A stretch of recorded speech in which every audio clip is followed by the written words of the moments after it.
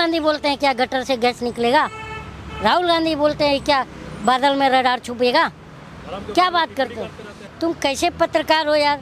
बिरयानी नहीं खाता है मतलब तुम गू खाते हो तो जनता। 25 करोड़ लोग गरीबी से बाहर निकले हैं पिछले 10 सालों में, और 80 करोड़ लोग 5 किलो खा के नीचे आ गए गरीबी रेखा से। ये तो इस पर बात करो। शुरुआत की गई थी 5 किलो अनाज की। तो कौन, वो तो पैसा लेकर के देती थी कांग्रेस। तुम पत्रकार हो या दलाल हो ये बताओ? हम पत्रकार है, सवाल लेकिन दलाली कर रहे हो, तुम दलाली कर रहे हो। इस 70 सालों में कांग्रेस ने क्यों नहीं ठीक कर दिया? 70 साल में कांग्रेस ने नहीं ठीक किया। आज ये तुम पहने ओढ़ के घूम रहे हो, ये कांग्रेस की विकास की देन है।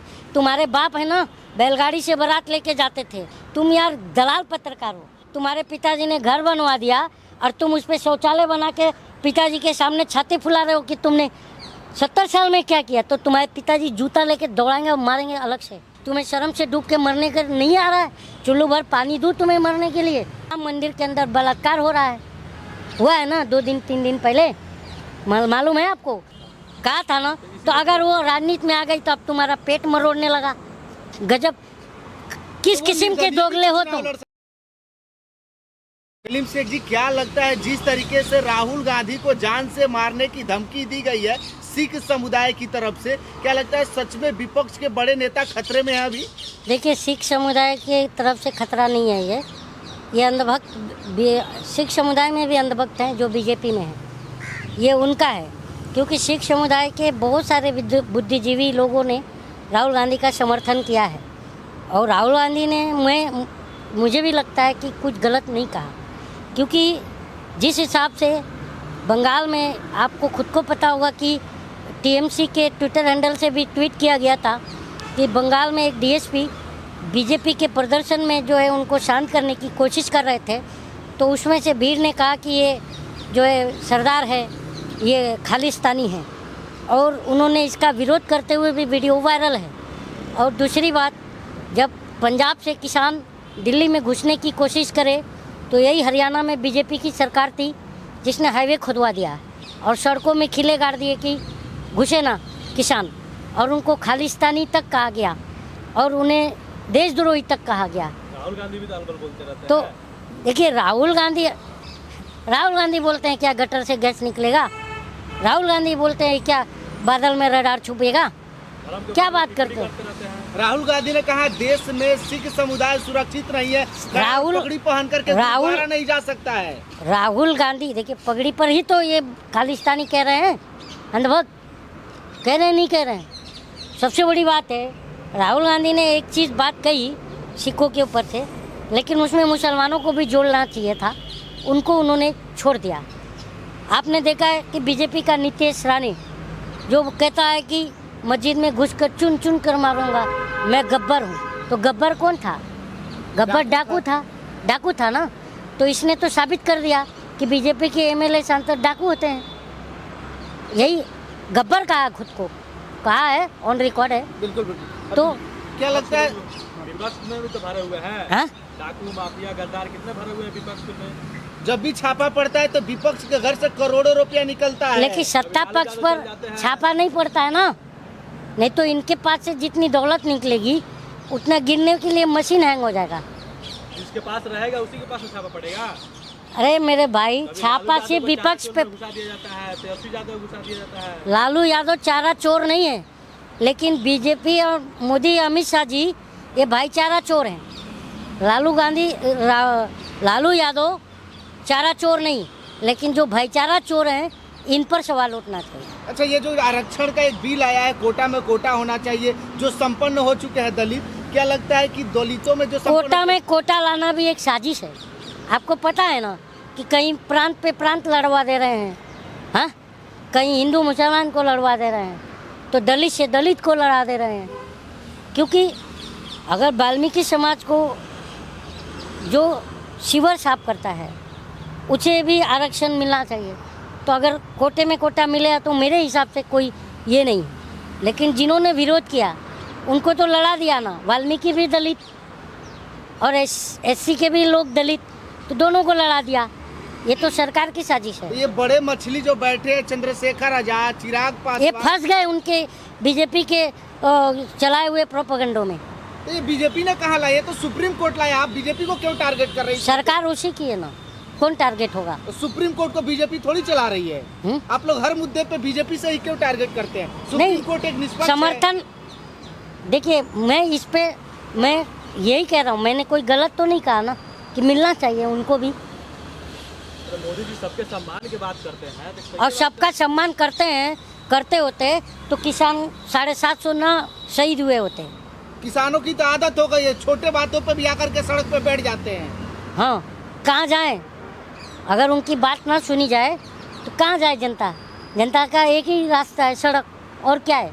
जब पहलवान बैठता है धरने पर तो उस धरने पर तुम घसीटते हो, हाथ में तिरंगा रहता है पहलवान के, ओरिजिनल कितनी किसान- शर्मनाक है। ओरिजिनल किसान जो है, ओरिजिनल खेती से किसान करता है। एसी वाले ट्रैक्टर से नहीं आता है, बिरयानी नहीं खाता है, वो अपने यहाँ खेती करता है, मजदूरी करता है।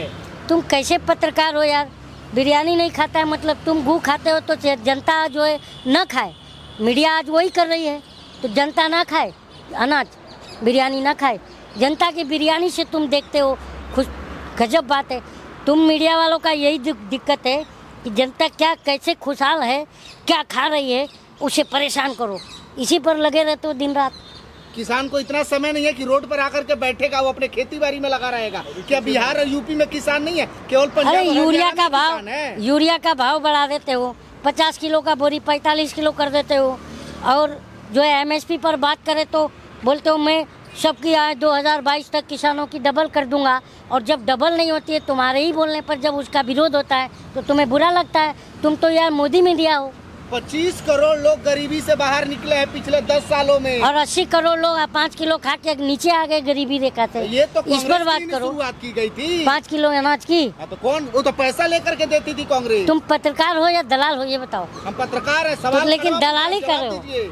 तुम दलाली कर रहे हो इस। दीजिए ना, आपसे कड़वा सवाल पूछ रहे, जवाब दीजिए आप। फ्री में राशन अरे प्रधानमंत्री मैं हूँ, तुम्हारे पिछवाड़े में दम है नहीं कि प्रधानमंत्री पे जाकर सवाल उठाओ, तो तुम मेरे से बोल रहे हो।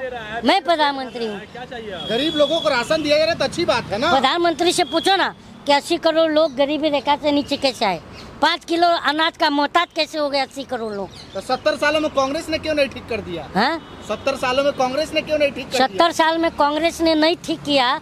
आज ये तुम पहने ओढ़ के घूम रहे हो, ये कांग्रेस की विकास की देन है।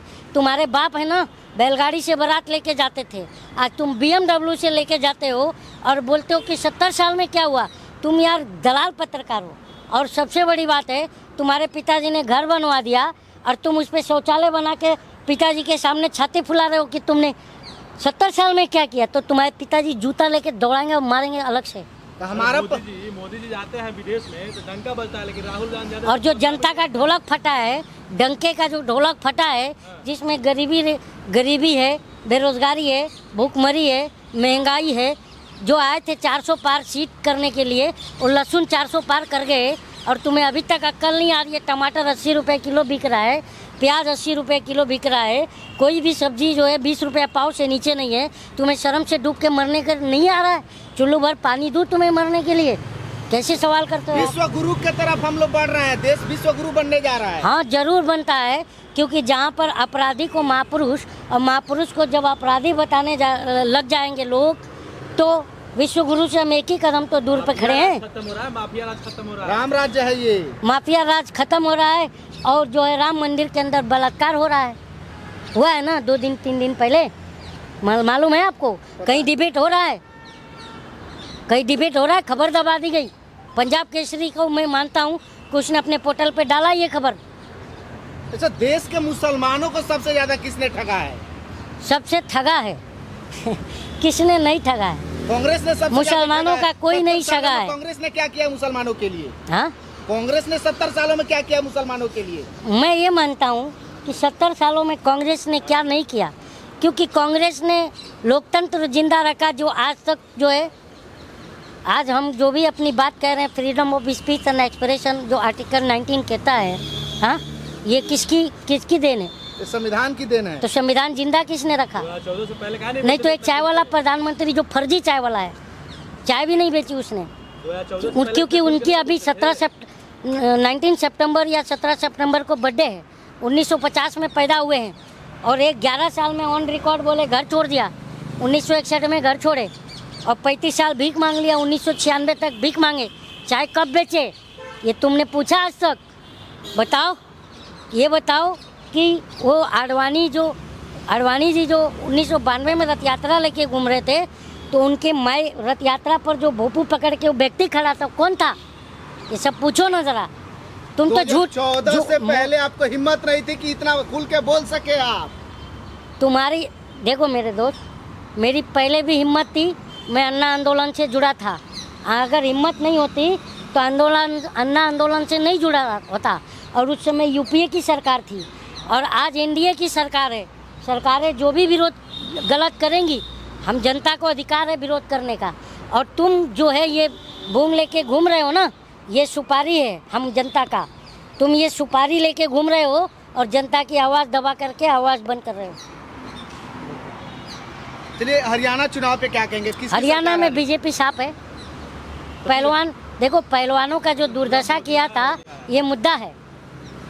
और इसी बात पर जुलाना से जो टिकट मिला है विनेश फोगाट को, आपको वो बम्पर वोट से जीत के दिखाएंगी, क्योंकि कभी वहाँ उस सीट पे कांग्रेस नहीं जीत रही थी। वो जीत ही इस बार बता देगा कि देश की जनता क्या चाहती है। देश की बेटी तो पार्टी की बेटी निकल गई। देश की बेटी, अभी बताओ मैं अभी यही बोलूँगा, तुम पत्रकार हो लेकिन पार्टी तुम्हारा बीजेपी है, तो तुम्हारे पार्टी के नेता ब्रिजभूषण शरण सिंह ने कहा था ना कि अगर इंसाफ चाहिए तो चुनाव में आ जाओ। ये बात कहा था, नहीं कहा था? ड्यूरिंग द आंदोलन कहा था ना?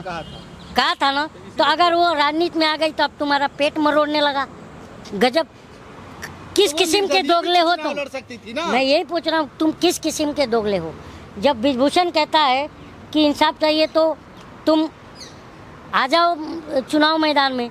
अब जब विनेश फोगाट चुनाव मैदान में आ गई तो अब बोलते हो कि कांग्रेस प्रायोजित था, तो तुम दोगले नहीं तो और क्या हो? तो फिर ब्रिजभूषण में और उसमें अंतर क्या रह गया? किसमें? दोनों एक ही काम करेगा लोग। देखो, कांग्रेस होगा लोग। जब सुनी नहीं जाएगी देश की जनता की बात, तो जनता रोड पर आएगी। जब रोड पर भी घसीट हो गए, पुलिस बल लगा के, आज देखो शिक्षक भर्ती है, शिक्षक भर्ती का पेपर लीक हो गया। छात्र आंदोलन करने जाते हैं, लाठियों से मारते हो। महिलाएं आंदोलन करने जाती हैं, लाठियों से मारते हो। पहले आंदोलन तो जो है लोकतांत्रिक हमारा हक है ना, अगर उस हक का प्रयोग हम जनता करते हैं तो हमें तुम जेलों में डालते हो, अनर्गल केस लगाते हो, उसके बाद मारते हो। तो ये अघोषित इमरजेंसी है। बीजेपी जो है 1971 की इमरजेंसी की बात करती है, लेकिन जो 2014 से लेकर 24 तक जो अघोषित इमरजेंसी लगा रखी है, उस पर कभी बात नहीं करती है। ये मुद्दा है।